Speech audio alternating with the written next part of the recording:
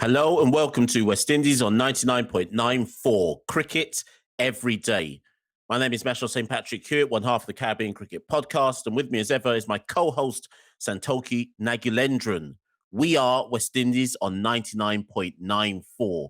We're your new home for West Indies content, and we will be dropping into your podcast feeds on YouTube or on the 99.94 app 3 times every week.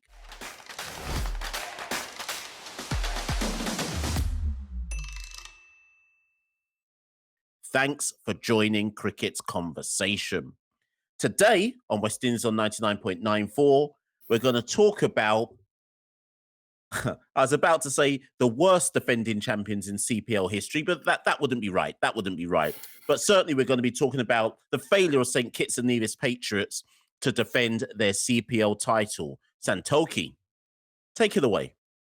Yeah, Mash. Well, as you said, we're going to have a deep dive into the Patriots and look at the franchise. They're sort of a strange franchise. They're like a yo-yo side in CPL. I mean, they came in as replacements for the Antigua Hawksbills in 2015. They finished bottom of the league 2015 and 2016. Then with Chris Gale captaining them, stormed to the final in 2017. And we saw in 2020, they put together one of the most abysmal performances in CPL history, only winning one game, but then again stormed back in 2021 to actually win it this time. So they're sort of a team who goes up and down. You never really know what sort of side you're going to get year upon year. And this year, they've gone back to being abysmal, Mash. You know, they've crashed out in the group stages, been eliminated, won't be defending their title. And we're sort of here to ask, what went wrong for them? How did they manage to kind of play this badly a year after winning the CPL? So there's a lot, as with all the franchise, there's a lot to take in. But Mash, I'm going to start with, for me, a lack of a fast bowler, a premier fast bowler to sort of be the enforcer, take the wickets. If you look at every other franchise in CPL, they've sort of got someone at the moment who's taking wickets, who sort of leads with the ball. For me, St. Kitts, they banked on spinners. They got Dan and JR, Rashid Khan came in later on, and they banked on Dwayne Jansen as their main pace bowler. And he's very young, inexperienced. We've seen his twin brother, Marco, do well in the test side for South Africa. But in terms of Dwayne for the franchise, very inexperienced. It was a big gamble to rely on him. And obviously, Sheldon Cottrell hadn't played any cricket since February, coming off an injury. So they were banking on him coming back and leading the attack. It hasn't worked out that way. He's been in and out of the side, only bowled 2 overs.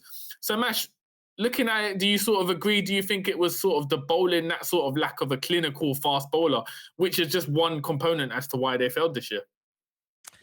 I mean, it's certainly a contributing factor. I think with the St. Kitts and Nevis story, so many things have gone wrong that could have gone wrong that the bowling is I'd probably put the bowling as 1/3 of the contributing problems for the St. Kitts and Nevis Patriots. But if I take your point to its kind of natural conclusion, I mean the stats speak for themselves. The top bowler for St. Kitts and Nevis Patriots this season in terms of wickets was DJ Bravo, 10 wickets at 25, economy 9.29, right? And that's not to demean what Bravo was done. Like Bravo was Bravo. Bravo was being Bravo. But it almost echoes your point about a lack of a strike bowler because Bravo at the age of 38 shouldn't be your most effective bowler. His GOAT status notwithstanding, his wily off-cutters, slower balls, variations notwithstanding, a successful champion side isn't a side which has DJ Bravo as their top wicket taker through the tournament. So it does speak to the point that you're making that they just simply didn't have a strike bowler. And if people are wondering, well, did they have a strike bowler last year? If you look at last year's stats when they won the competition, Dominic Drakes took 16 wickets. Naseem Shah took 6. Paul Van Meekeren took 8. Now, most importantly of all, Bravo took 8. But most importantly of all, Santoki, I'm not including the spinners, obviously, because we're talking about fast bowlers. Sheldon Cottrell only took 6 wickets in 8 matches last year. So this is what I find bizarre. Sheldon took 6 wickets in 8 matches last year. He'd been injured coming into CPL. So why have him as their go-to strike bowler? Do you understand where I'm coming from? Like, that's not to say Sheldon isn't good. I mean, he's in the West Indies World Cup squad, but just from a sheer team construction standpoint, if you're going based on performance last year, it didn't make sense to have Sheldon as your only real go-to guy this year, and with the injury woes. Yeah, 100%. And when we looked at Trimbago in our previous episode, we talked about team strategy, team composition. And it seems looking from the outset that the Patriots essentially banked on having a deep batting lineup. They recruited a lot of batsmen, and their strategy was to put up big totals rather than looking at getting a strike bowler in. That's backfired on them massively. A lot of their batsmen have not performed. Most of their batsmen have not performed, hence why they haven't qualified for the playoffs. But yeah, it just seems very naive to sort of bank on Sheldon Cottrell to come in, and especially bearing in mind the injury, he hadn't played for 6-7 months. So it'd be interesting to see what was the rationale behind that. Were they just hoping that he could regain his form? As you said, though, last year his performances weren't up to scratch either. So it was a very, very big gamble, unless they had higher hopes for someone like Jansen to kind of step up and take the wickets, which again is another gamble. As you said, DJ Bravo coming up, he's approaching 40 in the next year or two. You can't rely on him being the sort of stalwart in the side to lead it. If anything, he's meant to be the guy handing over, passing on his knowledge to youngsters and kind of winding down in the game. But you felt like they were relying on him to be the premier bowler as well. So in terms of the bowling department, it just felt like a big mess. And that's something who the team analyst and the head coach would need to answer for. Yeah, and I think, as I said kind of like a few minutes ago, that's not to say the bowling was the main concern. It was a concern. But I think another area we should probably touch on, Santoki, which in fairness, I don't know how. This is one of those points where it's clearly a factor, but I don't know how valid it is given the wider performance woes. So it is worth, and we would be wrong to not point out that the Patriots had 2 games washed out, right? So let's just say even if they won one of those games, they'd probably be in the final 4 now, or certainly go down to net run rate. Obviously, if they won 2, they'd definitely be in the final 4. Now, my issue is, though, they weren't playing well enough for those washouts to be. I mean, they are there. They're there on record. It affects them because they only pick up 2 points out of a possible 4, and etc. But my thing is they weren't playing that well anyway when when the washouts took place. I don't know how much we can take them into consideration. Yeah, no, it's a tricky one because we're talking as if they've had the worst season of all time, when, as you said, they were 1 win away from making the playoffs. And that kind of speaks to how open the CPL has been this year, with sides taking points off each other. So, as you said, the washout games could have affected them, but based on their form, it wasn't guaranteed they'd take the points. But also, they did have the advantage of being one of the 4 sides who had home games. And as we've seen with Guyana, they've capitalized on their home games. You felt St. Kitts should have done better as well, bearing in mind they had 4 games at home. So there's a lot of factors, as you said. They kind of all add up as to why St. Kitts have not sort of progressed and been able to defend their title in the playoffs. But Mash, one person we have to talk about. So 2020, if you look at the St. Kitts sides from 2020 that finished bottom, it wasn't a poor side. They had Alzari Joseph, Sheldon Cottrell once again, Chris Lynn, Evan Lewis. The difference was Wyatt Emmerich was captain, and we covered that CPL in 2020, and you just felt there was a lack of leadership in the side. So what they've done for 2021 was they brought in DJ Bravo as a captain, and they also got the universe boss back, Chris Gale. Now, interestingly enough, when we done our CPL draft program with Samuel Badri on the Caribbean Cricket Podcast, he was bemused that Chris Gale hadn't been picked in the St. Kitts side this year, just because of the wisdom and know-how he can provide to the side, especially the young players in the side, like a Josh De Silva, for instance, what the valuable insights Gale can give, regardless of his age and limitations that he currently has.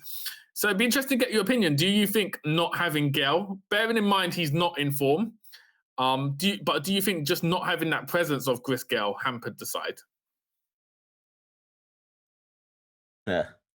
Well, all we can do is look at is look at the facts, right?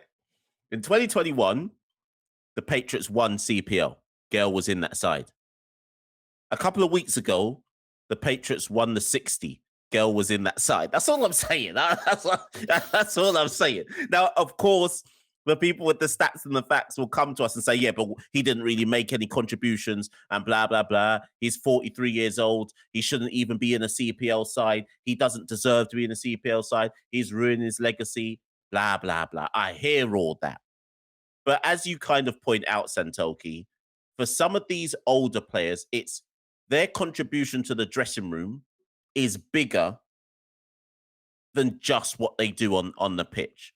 And I'm not saying Gale must get a CPL contract just because he's Chris Gale, but all I know is the side underachieved this year with the bat as well. And we'll get onto that in a second in this CPL. So as much as people are saying Gale shouldn't have been there, who of that side actually performed with the bat, if you catch my drift? So I mean, we'd have to ask the Patriots franchise. We'd have to ask the universe boss himself. Maybe he didn't want to play CPL this year. I doubt it.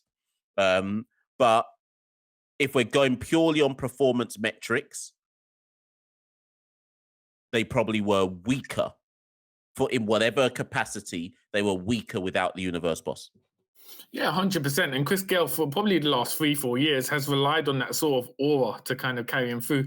No matter his form, when he comes out to bat, teams adjust their formations. They change their tactics based on the fact it's Chris Gale coming out and they're preparing for onslaught. So just that presence and aura he has, it'd be interesting to know the sort of discussion they had. As you said, we don't know whether Chris Gale opted out of it with CPL just to focus on the 60 for his own health, or more likely no franchise sort of wanted him. And it'd be also interesting to know if they ever considered sort of bringing him in as like Darren Sammy was initially, as like a consultant, because that would be perfect, I think, for Chris Gale. But it's hard to know what was going on behind the scenes. But for me, it definitely was a massive blow. I mean, the evidence is there. Considering they've retained the core of the side from last year, to falter so badly, you look at the one missing ingredient, and it was Chris Gale. And sort of even his relationship at the top of the order with Evan Lewis. We know Evan Lewis hasn't played cricket in a while. Maybe his confidence is low. You just feel Gale, knowing Evan Lewis, could have brought out the best of him, and with a lot of batsmen. So for me, regardless of the fact he just turned 43, I think it's a tricky one, because if you look at his form and you said he wouldn't be deserving of getting into the franchise side. But as you said, there's more factors when it comes to Gale, just his legacy, the aura, the advice he can give. I feel probably would have been beneficial for the Patriots setup to have him in some capacity somewhere. Yeah, most definitely. And what will be interesting, next year, Chris Gale will still be 43, but he'll be 43 going 44. If you were a CPL owner, Santoki, would you take Chris Gale at 43 years old in a CPL side? And then never mind Patriots. Would you take Chris Gale next year, or because he wasn't in this year's comp, do we now say, you know what, Chris, it's actually done now? Like, other than the 60 and the possible T10 bags in Abu Dhabi, it's done now, Chris? Or do you think a franchise should just get Chris into their locker room regardless? Yeah, so Mash, as you were saying, I think Chris Gale's done at the moment. I think the fact there's not been any health concerns, any injuries, is purely a selection issue as to why he hasn't been chosen. I think franchises are going to look at that. And also, he doesn't play in IPL or any other top-level franchise tournaments at the moment. So how would you kind of highlight your form? So it could be a case now he's sort of like a guest star in T20 tournaments and on like the 60, for instance. Or alternatively, we could see a sentimental final run with his beloved Jamaica Talawars next season to give him the send-off he deserves. So with Chris Gale, you never say never, but looking at it from this perspective, I personally can't see him playing CPL again. And we're not sure if he even does want to play CPL. It's a very good point. And ladies and gents, before we kind of go into our closing aspect of the St. Kitts and Nevis Patriots, it's just worth reminding you that you are listening to Cricket's Conversation on 99.94. And whatever your team, we have the show for you on the podcast network, YouTube, or on the 99.94 app. We have India, England, South Africa, West Indies, and now Sri Lanka as well. If you want to find us, the best way is to follow us on social media at 99.94 DM, by downloading the 99.94 app, or Google 99.94 on podcast. We speak cricket. So Santoki, we spoke about the bowling. We've spoken about the two washouts. We've spoken about Chris Gale's absence and whether that was a role, but possibly the most serious or the main reason why I think the Patriots have struggled this year, I think we have to look at the batting. And that's not to say I'm not although we just spoke about Chris Gale, forget Chris Gale for a second. Let's just look at the batters this year in and of themselves, right? Who actually covered themselves in glory for the St. Kitts and Nevis Patriots this year? Maybe Andre Fletcher, because in fairness to Fletcher, if you add the 60 together with CPL, you could argue that Fletcher was unlucky to be pipped at the post by Johnson Charles, probably rightly so, but unlucky to be pipped at the post. But other than Fletcher, all we really saw, Santoki, was if I call you all the batters, they might have performed once with distinction across the 10-game tournament, but never consistently, never together, and certainly not enough to justify the team being in the playoffs. So, if I call the kind of auxiliary top six: Lewis, Fletcher, Brevis, Darren Bravo, Rutherford. Okay, actually, let's just leave it at top five. Let's just leave it at that top five. None of them, in my mind, Fletcher aside, had a good tournament. And the reason why it's important, Santoki, is if you look back to last year's tournament, one of the main reasons why the Patriots won last year was because Evan Lewis and Shafane Rutherford had not breakout seasons, but what I call stellar seasons. They were the backbone of the Patriots winning last year. So much so that this time last year, people were calling for Shafane Rutherford to be in the World Cup squad. Evan Lewis went into that World Cup as one of the most devastating openers in the world. It just hasn't worked out for them. They went for Devold Brevis, kind of seen as the mini AB, but I mean, he's 19 years old, so it's harsh to say it, but he also flattered to deceive. Darren Bravo couldn't turn back time, although you could argue, was Darren Bravo ever a good T20 batter in the first place? But he couldn't turn back time. Rutherford didn't show up till it was too late. Lewis got starts, but couldn't kick on. So as much as we're right to say lack of a fast bowler, I feel like the batters never gave the bowlers enough to work with and weren't good enough to chase a lot down. Yeah, considering the experience and sort of the titles those batsmen have won between themselves, it was a massive disappointment. I think from a West Indies perspective, we'd be concerned about Evan Lewis's performances. Only once did he score higher than 25, I believe, in this campaign. And that's also because he hasn't been playing much cricket. Since the IPO, he hasn't played, not been included in the West Indies side for personal reasons. So obviously he's out of form, maybe low on confidence, and he just wasn't able to capture the form that we know he have. So we're hoping he can do it in time for the World Cup, but it is a massive concern. Moving down the order, Mash, as you rightly said, Darren Bravo, it's controversial as to whether he is a quote-unquote T20 player. I think as well it sort of links to the sort of clarity, because we've only really seen Bravo succeed at the Trinbago Knight Riders, and that was where he was given a clear role at number 3 to sort of anchor the innings, rotate the strike, go at 100, 120 strike rate. And he sort of done well in that system. Without a system where he was playing to situations, he just couldn't adapt. And it's also, he doesn't have, I don't think he has the ability to go at a 150 plus strike rate. So he couldn't, when he needed to come in and play catch up, he wasn't able to do that. Brevis is an interesting one. Obviously, much spoken about, plays for Mumbai Indians. I think if we're having this conversation in 3 or 4 years, he'd probably be in the top 3 T20 batters in the world. He's just got that potential. But you feel, again, they batted him up a lot of the times higher in the order, 3 or 4, where he's sort of shown at the moment he's a natural finisher. In the last game they played against Trinbago's ridiculous innings, he hit 30 runs off just 5 balls, just hitting straight sixes. And that sort of shows where you needed to use Brevis for the whole tournament as a finisher to just blast it. So again, it sort of links to the construction of the side, but the batsmen are to blame. I think most disappointing for me is probably Shafane Rutherford, at the peak of his career, someone who doesn't play for West Indies, but a lot of people have called for it because of his form. He just, aside from the one innings against Trinbago where he hit 70 plus, he just looked as if someone who hasn't played much T20 cricket. He just looked as if he wasn't sure in what he needed to do. He wasn't confident. And it's a massive disappointment, because he's someone who, based on talent, we should be holding him in the same regard as a Hetmyer Pooran kind of level. But he just hasn't hit those heights, and you wonder whether you are going to see it. But I think, as you said, as a combination, those top 5 batsmen, they didn't perform at all. And again, when Bravo's that age, you can't rely on him to perform with the bat. He's more of a pure bowler these days.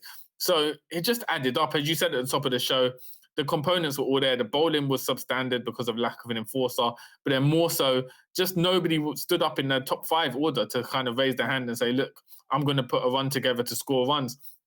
Fletcher did do that in the context of the side, but even if you're looking at it in a general CPL sense, Fletcher didn't have a great tournament. He performed satisfactory, but it wasn't great. In the context of the side, it was better than the other batsmen, but in general, it wasn't great. And that's probably contributed to him getting pipped to the post by Johnson Charles for West Indies selection. So there's a lot of question marks for the Patriots to consider next season, whether they do an overhaul of their squad similar to Trimbago, or they think about what experienced players can we bring from the West Indies setup from other franchises to kind of guide the squad. Now we've looked at those who played in the side match. One to sort of wrap up the show, interesting one is there were a few people on social media who said Josh De Silva should get a call up for the World Cup as a sort of anchor type of player. I think that's a bit dramatic at this stage in his career.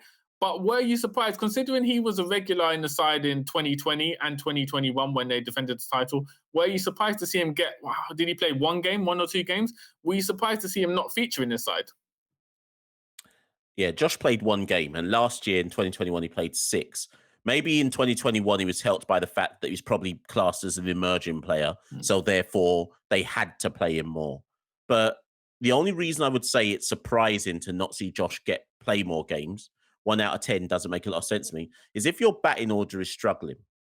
And I'm not saying that Josh is a big hitter, but certainly by no means am I saying that. But surely you try something different. Now, for example, assuming that Darren Bravo, just to use him as an example, was supposed to be used as the right, if all else fails and wickets are falling, everyone bat around me. It wasn't working out for Darren, so why not put Josh in that role?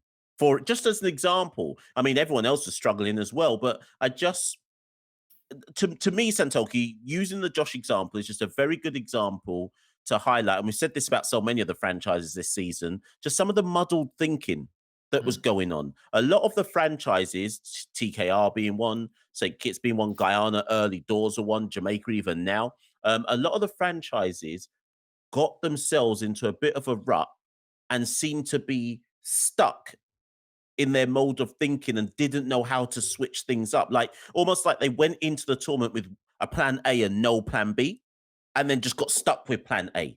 So it's a bit farcical that given the batting woes that we've clearly highlighted, that they didn't change anything with regards to the batting order. It's almost like, and maybe this is it, and possibly my final point, DJ Bravo is a big believer in giving confidence to players and letting them know that I believe in you and so on and so forth. And last year, remember that Shafane Rutherford spoke about how Bravo told him before the tournament started, you are our number 4. We are backing you to get the run. So maybe part of it is about Bravo not wanting to show players that he'd lost faith in them, so to speak. So I just wonder how much of that came into it as well. But ultimately, as ever, as we always say, people do at us. I was about to say at us at Carib Cricket. I mean, you can, but we might not answer people because we're locked in Twitter jail. But do at us all the same. Whatever your views are on the episode, you can find us on Twitter or Instagram at Carib Cricket, Facebook as well, Caribbean Cricket Podcast. Do obviously get in touch, follow us, etc. If you've got any views on what we've said about the St. Kitts and Nevis Patriots. And actually, Santoki, the very last thing I'll give to you before we go, although it's really a big question, but let's see if you can give a quick answer to it. How much would you deviate from the squad for next year?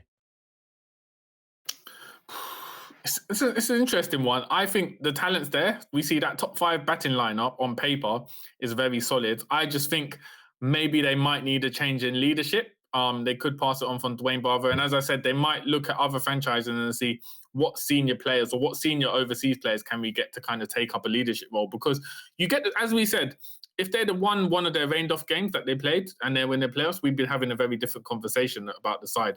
So you don't feel needs to be dramatic changes, but I probably think in terms of leadership and experience, they'll try and bring that in for next season to kind of guide the players. And hopefully they'll have Dominic Drakes back next season, who will be a massive addition to them. Most definitely. So as we always say, people, we're here 3 times a week on West Indies on 99.94. If this is your first time listening to us, hit that subscribe button, hit follow, leave a review, leave a rating, but most importantly of all, tune in next time. Santoki, it's goodbye from me. Is it goodbye from you?